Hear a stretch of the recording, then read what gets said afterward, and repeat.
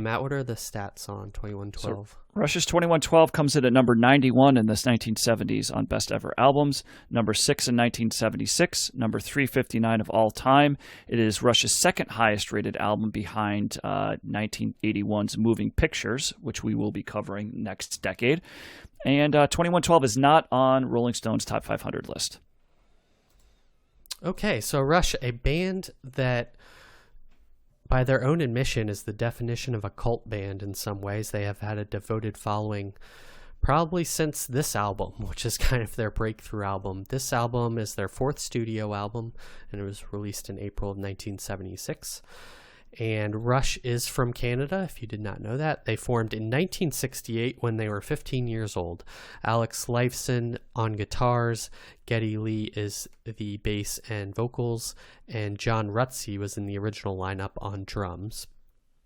And they grew up in basically a suburb in Ontario, I think of Toronto, and they would basically play school functions and different like church events, for kids, and there wasn't a lot for kids to do, so they would travel around when they did that and play those things. And they would cover blues based rock like Cream and Hendrix and John Mayall, and I think you can hear that influence on this album even.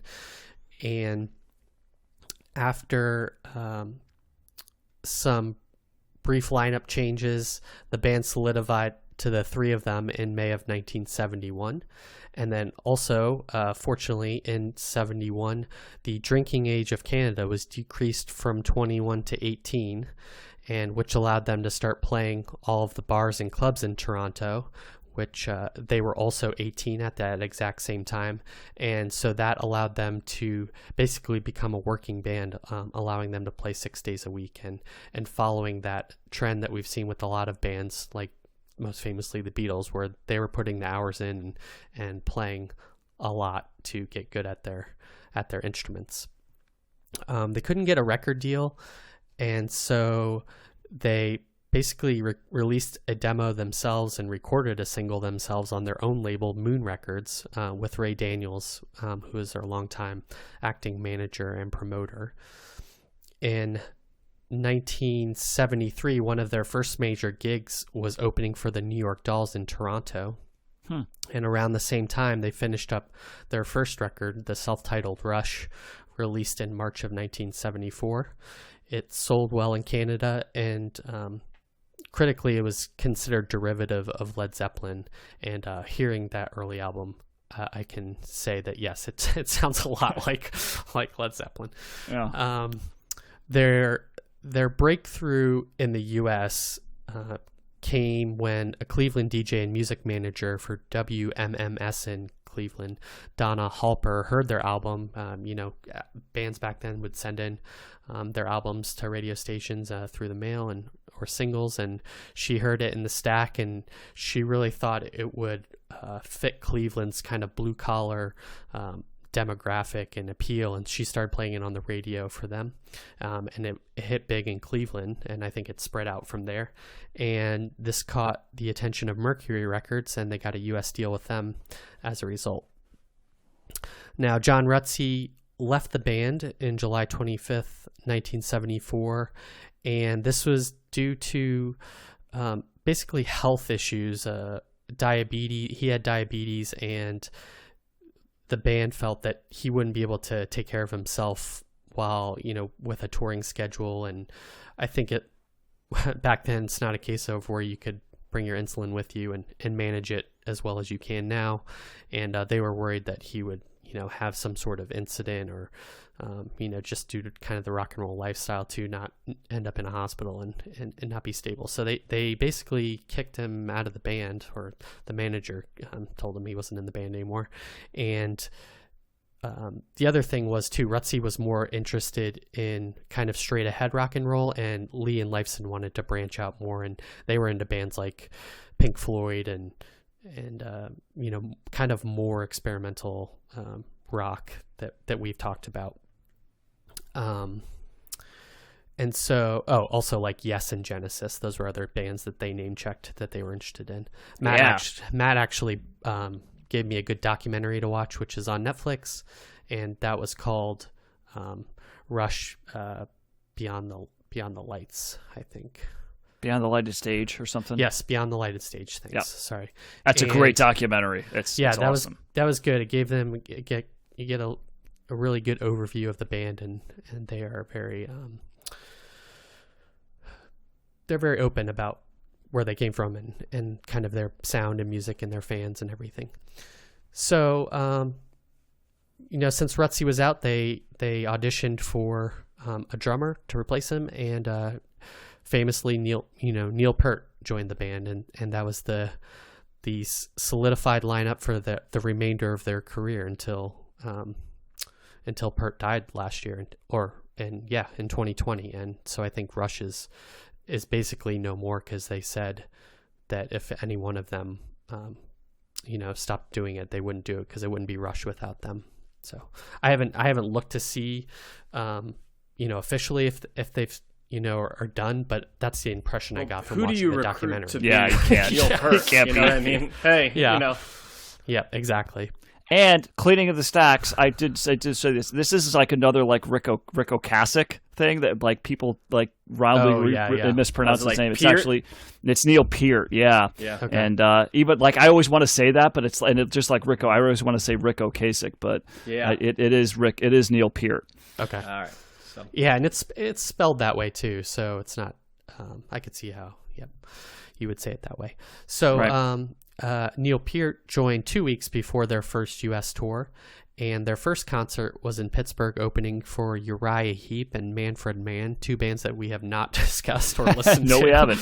But I don't know anything about them either. They were definitely Is that Blinded by the Light, Manfred Mann? Oh, maybe. I didn't look it up. But I think they are in that vein of like really blue collar rock and roll that was popular at the time.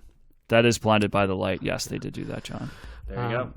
Peart became the lyricist of the band and wrote all of their songs pretty much ever since.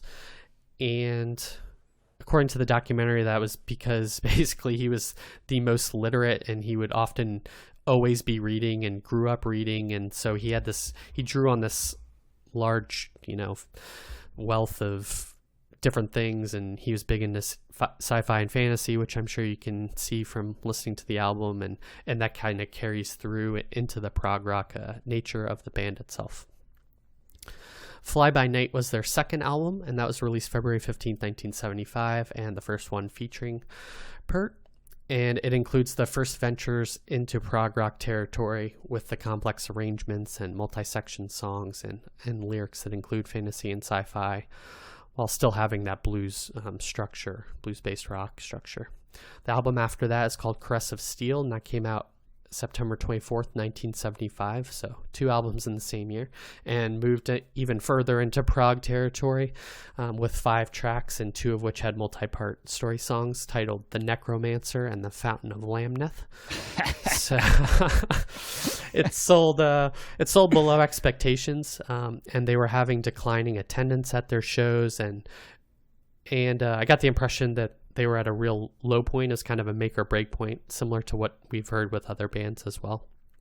In fact, the record label stepped in and was going to drop them from the label unless they made changes. They were, obviously the label wants them to make a more commercially friendly album, and they said, well, they didn't say anything to the record label, but they decided to basically ignore them and do their own thing. And if it didn't work out, then it didn't work out. But so they released 2112 and with a 20-minute title track. And this was their breakthrough album, and the first one seeing significant success in Canada and the U.S.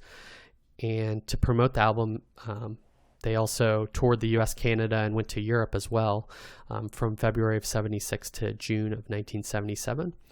It was released on Anthem Records on Canada, which is a label started by their manager. So it's, again, kind of like an indie label in Canada. And it received favorable reviews from critics and quickly outsold all of their other albums. It reached number 5 on the Canadian charts and 61 on the Billboard 200. It is their second highest album. or most popular behind Moving Pictures, which is generally considered their most popular album, and that's the album that has Tom Sawyer on it. If you are familiar at Rush, you're at all familiar with Rush, you've probably heard that song at least. Recording and lyric writing on this album occurred while they were on tour for Crest of Steel. They wrote it in about 6 months, and Lifeson said this is their first album that really sounded like Rush, the idea of Rush. It was recorded in 4 weeks at Toronto Sound Studios with Terry Brown as their producer. And as I said, side one is a 20-minute sci-fi story song, 2112, and that's basically, John, the year that the story took place in. So it's very much just kind of the title of Gotcha. where the futuristic story took place. That is a 7-part track, and it's influenced by Ayn Rand. And yeah, it is. Yeah. And then side 2 is 5 individual tracks that have a more traditional hard rock sound. Notably, the artwork of this album features a Starman picture, which has been adopted by Rush fans as the logo of Rush and is meant to tie back into the story of 2112. But later on, it appears on 7 other albums, so very much kind of the iconography of Rush. And we covered 2 more of their albums in the 80s, starting with Permanent Waves, and between this and that, they released a live album called All the World's a Stage in 76. Then they released follow-up albums Farewell to Kings and Hemispheres. And basically those albums fully embraced the prog sound and were influenced more by bands like Yes and King Crimson. And synth started playing more and more of a role in their band, along with varied percussion, complex time signatures, and a continuation of long story songs that we've heard here. So, yeah, this is the bottom line, the main takeaway point for those that are interested in the bios. This is their breakthrough album. And what is your guys, whoever starts first, what is your relationship to Rush, and if you have one, and what did you think of the album? I think I go first on this one. And so my relationship to Rush is basically this album. And it started like 10 years ago. I knew Tom Sawyer. I knew of Rush. I think a whole lot of them. I always knew that Neil Peart was considered one of the drummer, if not the greatest drummer ever. That was always like a narrative of the band.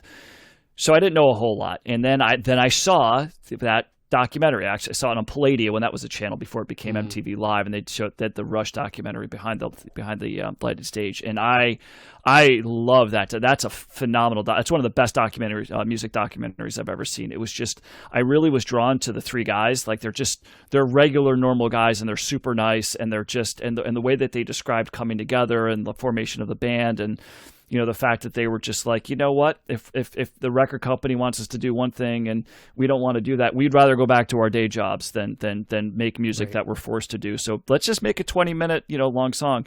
And one of the best parts of that documentary was like how just like all these artists that you just know from years and years, are just everybody's in love with them, and Sebastian Bach from Skid Row's like, that made me actually go out and buy the Fountainhead, like it just like I'm a 12-year-old kid reading Ayn Rand, because I love this album so much. So I before I even finished watching the documentary, I went out and I downloaded the album to listen to it. And I love the opening track, 2112, is just awesome. I love the guitar riffs on there are fantastic. Geddy Lee's voice is insane. This is one of the first, this is metal, right? This is like, one of the earliest, metal albums that we're covering, and the musicianship is fantastic. It's not just Peart, it's the guitar playing and the bass playing. There's some really cool, there's like towards the end, there's like a guitar breakdown, and which is awesome. Lifeson's going nuts on the guitar, but in the background you can just hear this really fast melodic bass line just shredding. Geddy Lee's going nuts on it, and it sounds so great. And I love all the different parts of it. It kind of starts off with, it's certainly futuristic, but then it just goes to some great guitar riffs. And then later on, it kind of, because the story is that they ban music, like the government bans all the music, and then this guy finds a guitar in a cave, and he starts like messing around with it. In control. Right. Yep. And so when he finds the guitar, he starts playing it. It's like acoustic, and it's kind of slower, it's quieter, but it starts to build up, and then it goes back into the rock again. But it sounds great. It's a freaking great song, and I don't think it's too long at all. I've always loved it. And the second side is pretty strong as well. I still think 2112, the song, is really what makes this record. Mm-hmm. But kind of in the same line as I thought that Supper's Ready made, Foxtrot, a different level anyway. I still like the other songs as well. But Passes to Bangkok, Twilight Zone, Lessons, the songs on the second side I really like. Tears is okay, kind of stands out as it's like a more of a ballad, a quiet kind of acoustic ballad. It's not bad, but it's probably for me the weakest track on the album. This is a kick-ass album, and I've always liked it from the moment that I saw that documentary and downloaded it, and I'm excited. I remember at the time thinking, I got to just consume all of Rush's stuff, and I never really did. I would just hear stuff here and there. So I am looking forward to covering a couple more albums by them, and this is for a guy like me who likes interesting, music, prog rock, and just like kick-ass rock music. This is awesome. The lyrics, it's kind of weird. It's, whatever, but I don't care. It's just, the music is so there for me that I don't need the lyrics to do anything. So big thumbs up. This is a great record.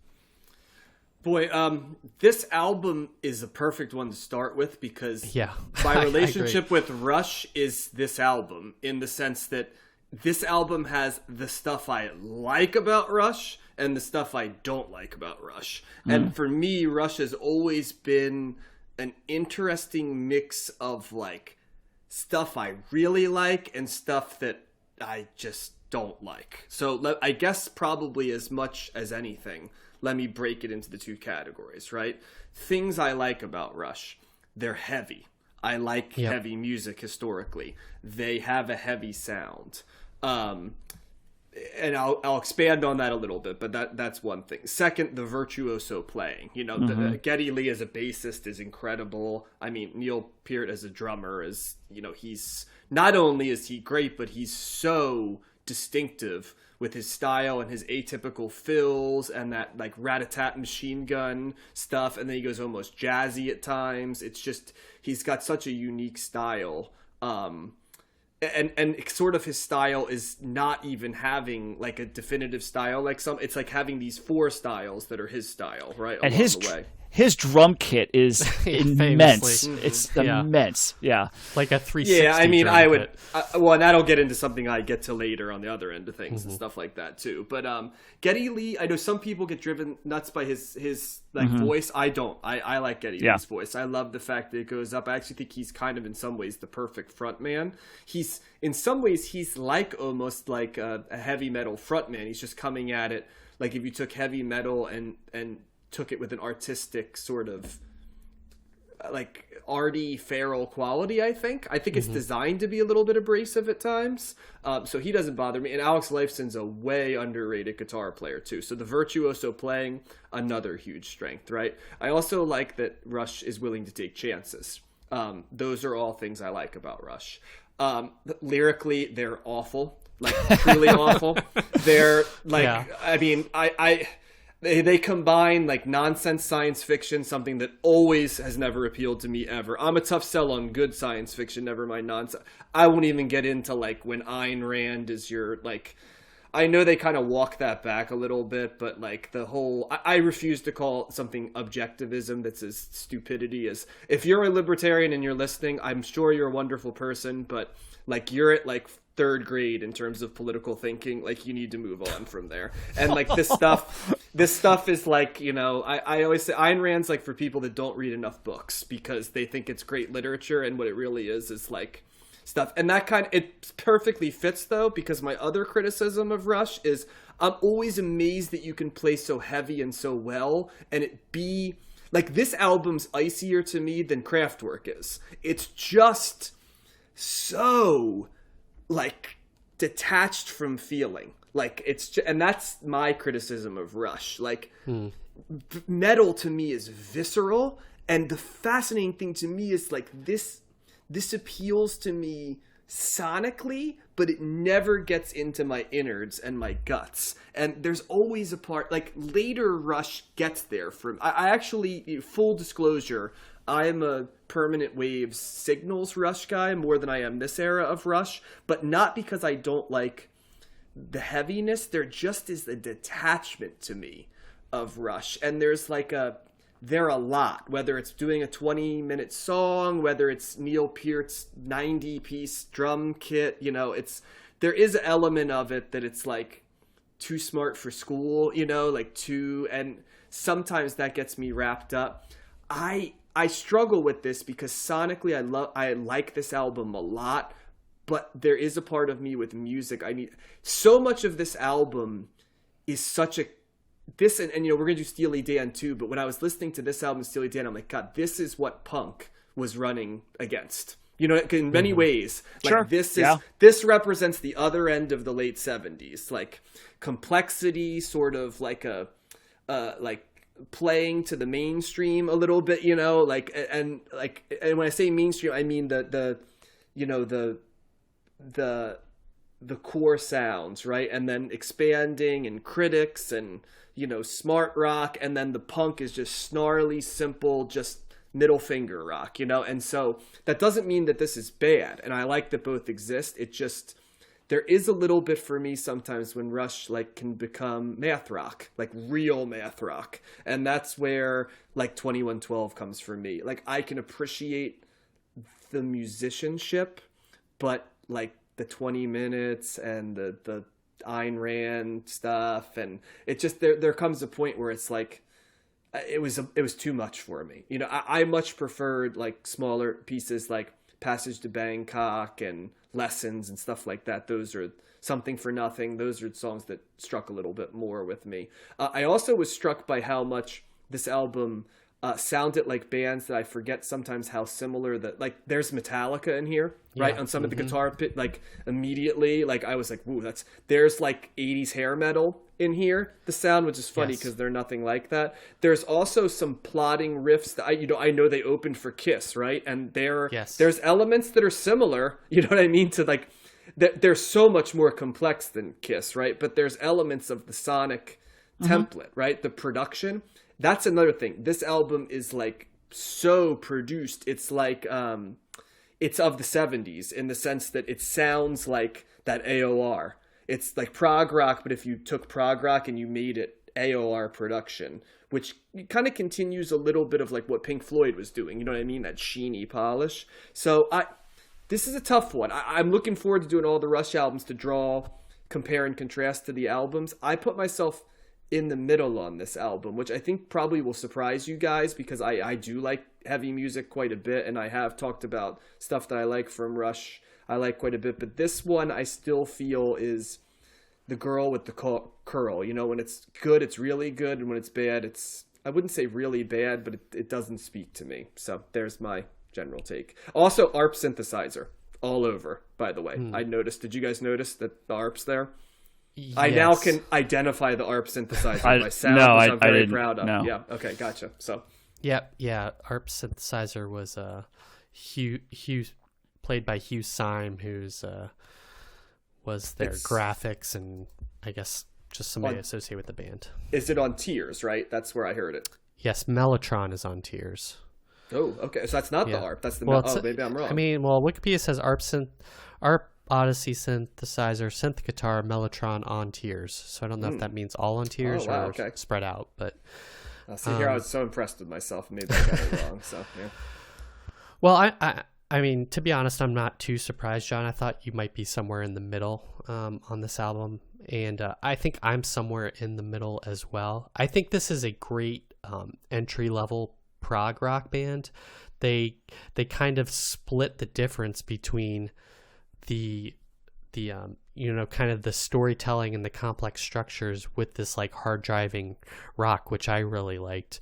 The other thing you guys threw out some comparisons, but I also heard Iron Maiden in this, and Axl Rose too. The way he sings and kind of the delivery of the lyrics in Guns N' Roses. That could just be due to the type of music that they're playing, but I heard those as well. The main thing that I like about this album is the musicianship. I think the rock and the overall like hard driving sound kind of took me off guard at first, and I hadn't heard any Rush really. I never listened to any of their albums or anything, and I kind of only ever heard of them through references from like kind of like that SNL clip that Matt sent us earlier, or Funny or Die clip. Funny or Die, yeah. And then later, isn't it in like Knocked Up or Role Models where they go see Rush or something at one point? Oh, Paul probably, Rudd. yeah. I think Paul Rudd's a big fan, yeah. And through that doc too, there's clearly like musicians that really respond to them. Yeah. And like from all over the place. Like the dude from Pantera's on there talking, Jack Black, famously big Rush fan, and Trey Parker and Matt Stone, I think, are big Rush fans too. And so they definitely strike a chord with somebody. It must be the combination of the really hard rock with the lyrics, and like John, I'm not into the lyrics at all. And the songs are so basic and not personal at all. They just kind of write and that may change. Maybe they get more personal, but it's all about the music for me on this album. Isn't it funny that we did Kraftwerk where they just do some lyrics, but like oddly, like because in Kraftwerk at no point do you not recognize that sort of the ethos is to be icy. The lyrics actually, the few of them to me are more profound than all of these words in this, which come off more, whereas like, dun, dun, dun, like she's a model, and like was more profound than like Oracle, the Dream, and Soliloquy. So yeah, at least for me. So yeah. Yeah. So I think that's the part I'm missing. And clearly I think this is a band that a lot of people heard when they were younger, right at that like prime time when you might be reading sci-fi or fantasy. Maybe this is just like hard rock for sci-fi and fantasy people. I don't know. I think there's a little bit of like they're everymen, and that gives them a sort of credibility too, because so many people are rock stars. And I think a part of what appeals to people about Rush, besides how good they are as musicians, is the fact that they're like the everyman rock stars. Yeah. And I think that's almost become such a part of their brand that sometimes I wonder if some people like them so much because of what they represent as much as, because like you don't hear Dream Theater, right? Like have this type of, thing in the thing, but they're the same type of thing, right? Well, and that's even what they were saying in the documentary, because Gene Simmons was saying, we tour with them, and he's like, look, I'm one of the ugliest people out there, and I was always sleeping with women, and we go back into the hotel,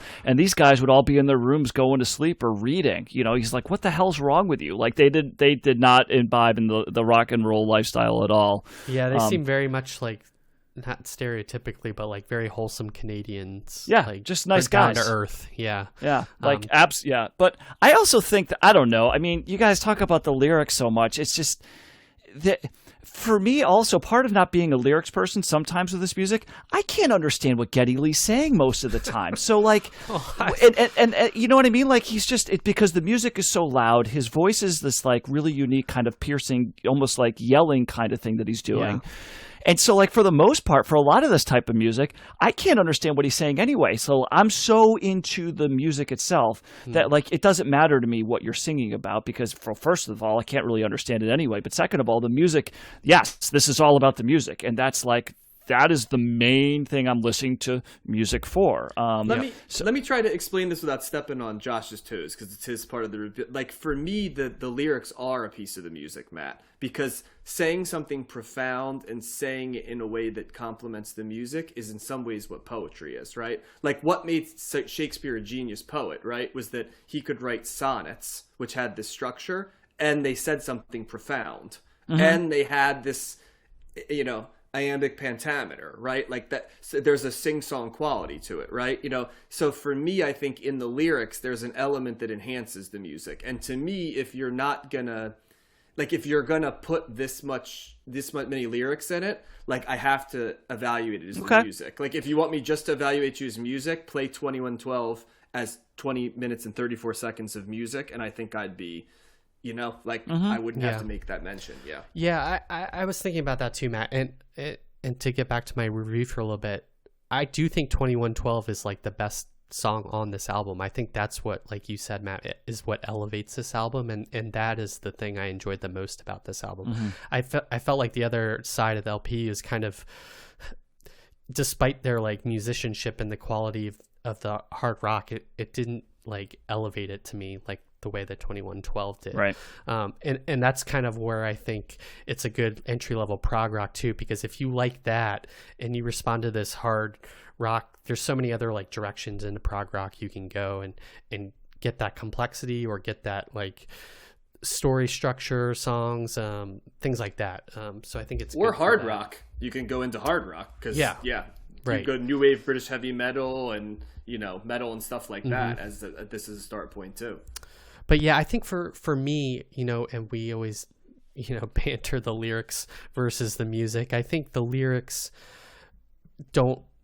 won't take away from the album for me, but if they're good, they elevate the album for me. They're like additive. And thinking about like this versus like the Led Zeppelin albums that we talked about, theoretically the musicianship is good on both of them, you know, excellent on both of them, but the lyrics, for whatever reason, I like the lyrics on Led Zeppelin albums more, and Robert Plant just brings some like soul to it in some way, or like some personal nature, and it's that quality of music or that characteristic or essence of music that I can't quite quantify.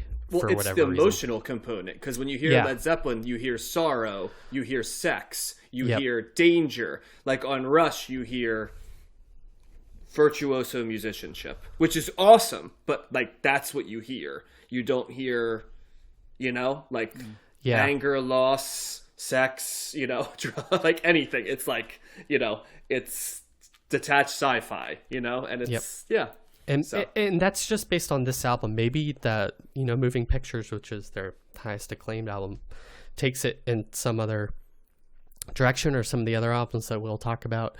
Maybe that changes. Well, they get more synth driven. Just FYI. Yeah, so, that's what the 80s represent.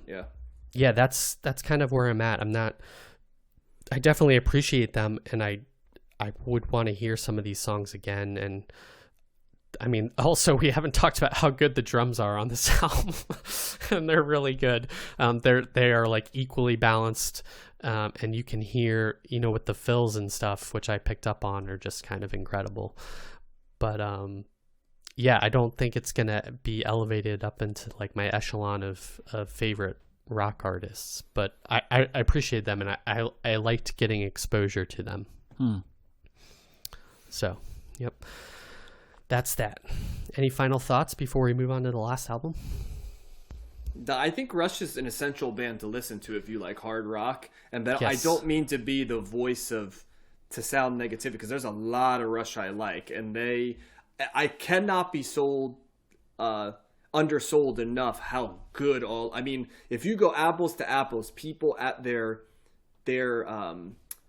instrument in a band, in terms of like their level and their esteem as a unit, I mean, you're going to find a hard time finding anybody who can match Rush, right? For how well they're regarded as a guitarist, bassist, and drummer as a unit. I mean, Zeppelin, certainly, you know, really, who else has somewhere where each of their pieces can be considered one of the 10 to do it? I mean, Leifson doesn't come up on guitar as much as probably he should, but he's an extremely good guitar player. Yeah, they're all really good. Geddy Lee often comes up as a top 10 bassist, and Neil Peart often comes up as a top 5 drummer. So, I mean, let me end by saying, like, I do not want to undersell how much the music technically it alone is worth a listen, just for how good it is. And the bass lines in particular are highly enjoyable, and Alex Lifeson can shred, man. He really can. So, and that's why I love this album. Like just like the you know, that's again, I am certainly short selling, music for what it could be because of just my like very linear way of looking at it, which is just the music aspect of it. But the emotion that is lacking for you, John, and maybe you, Josh, I'm getting totally in the music. Like I am feeling like when he's doing that guitar part, I am emotionally connected, and I don't need the lyrics to be emotionally. I agree with you, Josh. It's not going to take it away from me unless they're really, really bad, and But they can definitely make it better if I'm paying. These attention. are definitely really, really bad, Matt. But again, it's because they're not clear. It's just like his voice. Geddy Lee's voice is another instrument. Okay. It's not a vocals. It's an instrument. So that's why I can get past it. I mean, I think as another comparison point, I think Genesis lyrics are better than Rush lyrics, and I think that kind of elevates the music as complex as it is and as kind of like more quote unquote I've said proggy as it is. I think that is like a strength of that band in terms of their complexity. But I think maybe people are more scared of like robots or aliens like killing them than I am, because that seems to be a great existential fear for people that read these like types books, and maybe that's the emotion I'm missing, that I don't have a sufficient fear of robots and aliens. And I mean, counterpoint to that, I'm a huge sci-fi and fantasy fan, and I would not say that like appeals to me in this music, so I don't know. Gotcha. Yeah, I was gonna punt to you, Josh, on that one. So I was gonna say to finalize, I mean their musicianship must be an appeal to all these other musicians that like them. I know Matt, Billy Corgan's a big talking head in that doc, and and another guy from Smashing Pumpkins too is in that, but over and over, all these musicians must really like their playing at the end of the day too. So they're definitely talented. There's no that's one of the coolest parts of the documentary, is just seeing all these people just fawn over them, and so all right.